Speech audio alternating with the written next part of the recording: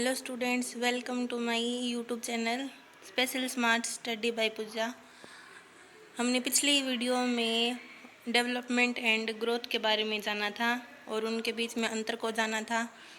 तो हमारी अगली यूनिट है 1.2 principles and factors affecting development, यानी कि विकास को प्रभावित करने वाले सिद्धांत और कारक।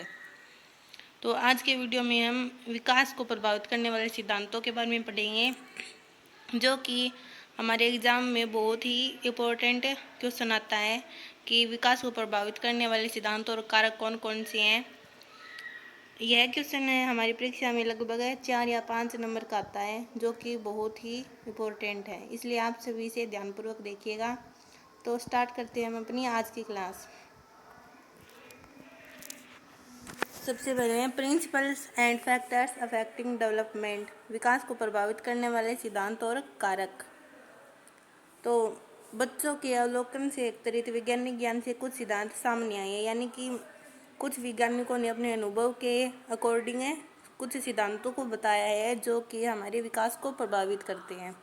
यह सिद्धांत माता पिता और शिक्षकों को यह समझने में सक्षम बनाते हैं कि बच्चे कैसे विकसित होते हैं, उनसे क्या अपेक्षा की जाती है, उनका मार्गदर्शन कैसे करें तथा उनके इष्टतम विकास के लिए उचित वातावरण प्रदान करें। यानी कि बच्चों को बच्चे के अच्छे विकास के लिए कैसा इन्वायरमेंट होना चाहिए, कैसे कैसे विकास क्रम कैसे होता है, इसके बारे में जानेंगे।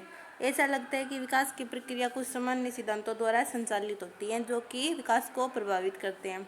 इन नियमों और सिद्धांतों को विकास के सिद्धांतों के रूप में नामित किया जा सकता है, जो कि संक्षेप में नीचे समझाए गए हैं। तो कुल मिलाकर हमारे 8 सिद्धांत हैं जो कि डेवलपमेंट पर इफेक्ट डालते हैं। सबसे पहला है विकास की दिशा का सिद्धांत, दूसरा है निरंतर विकास का सिद्धांत, तीसरा है व्यक्तिगत भिन्नता का सिद्धांत, चौथा है विकास क्रम का सिद्धांत, पांचवा है परस्पर संबंध का सिद्धांत, छठा है समान प्रतिमान का सिद्धांत, वंशानुक्रम सिद्धांत और पर्यावरणीय सिद्धांत। ये कुछ सिद्धांत है जो विकास को प्रभावित करते हैं। तो इनके बारे में हम संक्षेप में पढ़ेंगे। तो सबसे पहला हमारा विकास की दिशा का सिद्धांत, यानी कि विकास किस दिशा की ओर होता है और किस प्रकार से होता है। तो विकास की दिशा का सिद्धांत यह मानता है कि इस सिद्धांत का यह मानना है कि बालकों के विकास सिर से पैर की तरफ होता है, यानी कि सबसे पहले तो हमारे मस्तिष्क का विकास होगा, फिर मस्तिष्क से नीचे की तरफ विकास होता रहेगा, जिन्होंने मनोवैज्ञानिकों में इस सिद्धांत को सिरापूंछ की दिशा कहा है, जिसके अनुसार पहले बालक के सिर का और उसके बाद उसके नीचे वाले अंगों का विकास होता है। यानी कि मनोवैज्ञानिकों के अनुसार बच्चे का विकास सबसे पहले मस्तिष्क का, फिर नीचे की ओर होता रहता है, यानी कि सिर से पैर की तरफ होता है, जिसलिए इन मनोवैज्ञानिकों ने इसे सिरापूंछीय दिशा या सिरापूंछीय विकास कहा है। फिर आगे है 2 नंबर निरंतर विकास का सिद्धांत। यह सिद्धांत मानता है कि विकास अचानक नहीं होता, यानी कि एकदम से विकास नहीं होता, बल्कि विकास की प्रक्रिया धीरे धीरे पहले से ही चलती रहती है, किंतु इसकी गति में बदलाव आता रहता है। अर्थात कभी विकास तीव्र गति से होता है तो कभी निम्न गति से। यानी कि कहने का मतलब यह है कि बच्चे का विकास अचानक से या एकदम से नहीं होता, बल्कि यह जीवन पर्यंत चलता रहता है।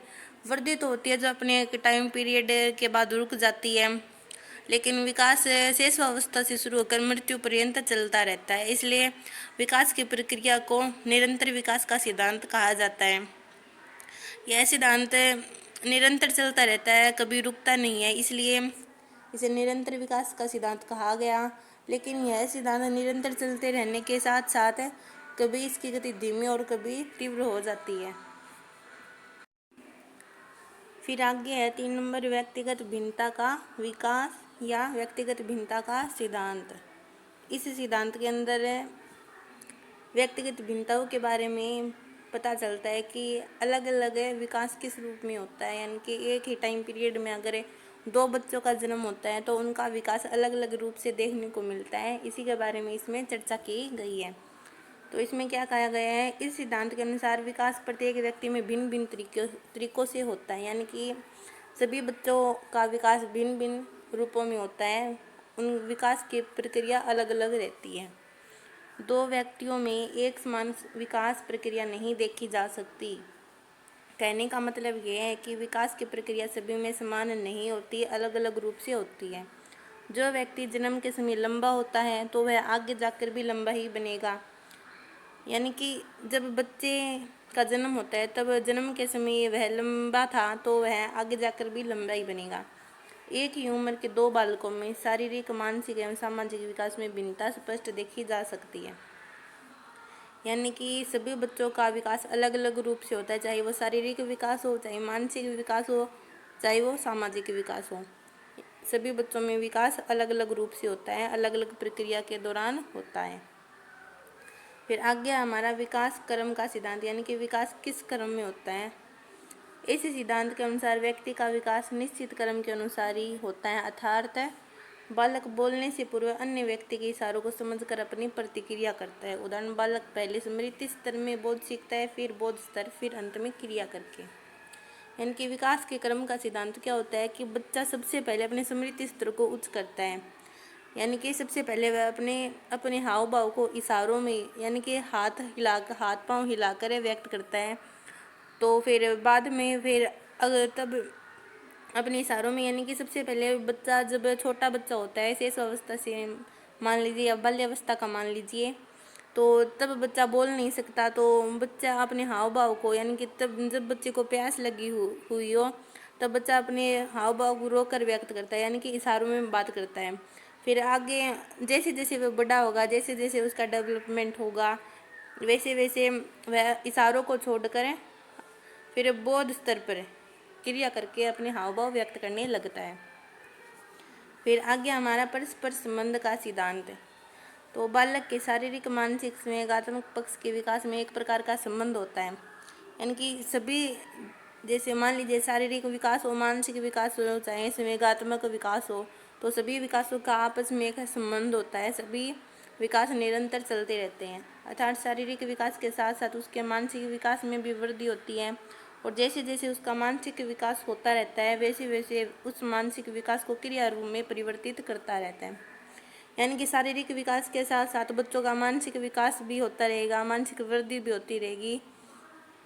तो जैसे जैसे उसके शारीरिक और मानसिक विकास होता रहेगा उसी प्रकार उसका संवेगात्मक पक्ष भी बढ़ेगा और सामाजिक कौशलों में भी अभिवृद्धि होती रहेगी। फिर 6 नंबर है हमारा समान प्रतिमान का सिद्धांत। समान प्रतिमान का सिद्धांत, यानी कि पशुओं में अलग रूप से विकास होता है और मनुष्यों में अलग रूप से विकास होता रहता है। इस सिद्धांत के अनुसार व्यक्ति का विकास किसी विशेष जाति के आधार पर होता है। विशेष जाति यानी कि मनुष्य जाति, पशुओं की जाति, पक्षियों की जाति, ऐसे जैसे व्यक्ति या पशुओं का विकास अपने अपने कुछ विशेषताओं के अनुसार होता है। यानी कि पशुओं के विकास की प्रक्रिया अलग रहती है और मनुष्य के विकास की प्रक्रिया अलग रहती है। फिर 7 नंबर है हमारा वंशानुक्रम सिद्धांत। वंशानुक्रम सिद्धांत या आनुवांशिक सिद्धांत, जिससे कि हमारे बुजुर्गों से हमें जो गुण मिले हैं उन्हें वंशानुक्रम सिद्धांत या आनुवांशिक सिद्धांत कहा जा सकता है। इस सिद्धांत के अनुसार व्यक्ति का विकास उसके वंश के अनुरूप होता है, यानी कि पूर्वजों के अनुरूप होता है। अर्थात जो गुण बालक के पिता या दादा में होते हैं वही गुण उनके शिशुओं को मिलते हैं। जैसे अगर उनके वंश में सभी की लंबाई ज़्यादा होती है तो होने वाला बच्चा भी लंबा ही होता है।